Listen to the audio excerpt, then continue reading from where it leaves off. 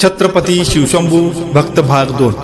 ज्यावेळी कोणा एखाद्या गावरान माणसाला प्रश्न विचारला जातो, संभाजीराजे कसे होते तुम्हाला माहित आहे का? तो 2 शब्दात उत्तर देतो, संभाजी महाराज रगेल होते आणि संभाजी महाराज रंगेल होते। 2 शब्दात संभाजीराजांचा इतिहास बदलून जातो। इतिहासानं नाना आरोपांच्या फायरी झाडल्या त्यांच्यावर। संभाजी स्वयाचारी, संभाजी रगेल, संभाजी रंगेल, संभाजीराजाने मराठीशाही बुडवली। संभाजीराजे म्हणजे शिवछत्रपतींच्या पोटाला आलेला नादान तख्तनशील वारीस। संभाजीराजे म्हणजे स्वराज्यद्रोही। संभाजीराजे म्हणजे मुघलांच्या गोटात जाऊन मिळालेले। संभाजीराजे म्हणजे छत्रपतींचे पुत्र असून, युवराज असून मोगलांना सामील झालेले। नाना आरोपींच्या फायरी झाडल्या। बदनाम होत राहिले संभाजी गेली 350 वर्ष।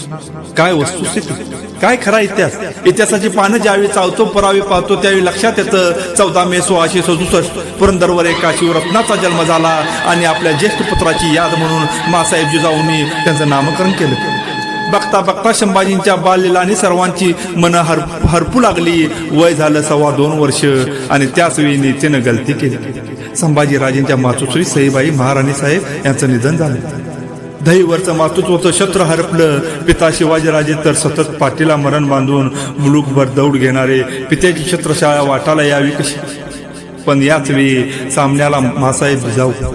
अजून दुसरा शिवाजी घडवायचा आहे, सामर्थ्य जिजाऊच नक्कीच आहे। आणि जिजाऊ नावाच्या चालत्या बोलत्या विद्यापीठामध्ये संभाजीराजांचं शिक्षण चालू झालं। संभाजीराजे लिहिणं वाचणं शिकले, चालणं बोलणं शिकले, पळणं खेळणं शिकले। बघता बघता ना कला ना विद्या ना गुण त्यांना आत्मसात झाले।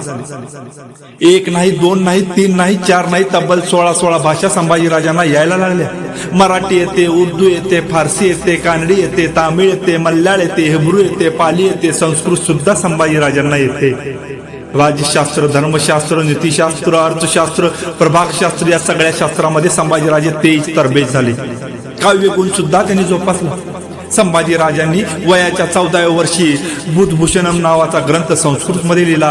या बुधभूषणम नावाच्या ग्रंथामध्ये संभाजीराजे यांनी श्री गणेशाचं वर्णन करताना लिहितात, पदपदनम पत्र समचरण जंग जिमी कल्लक कलवकर नाभी लालित कबीर उंदलंबित विशालवर वर दीर्घ मुंडी करंदत चारी फल एकदंत रुसुंड लव तरीजत संकलमल।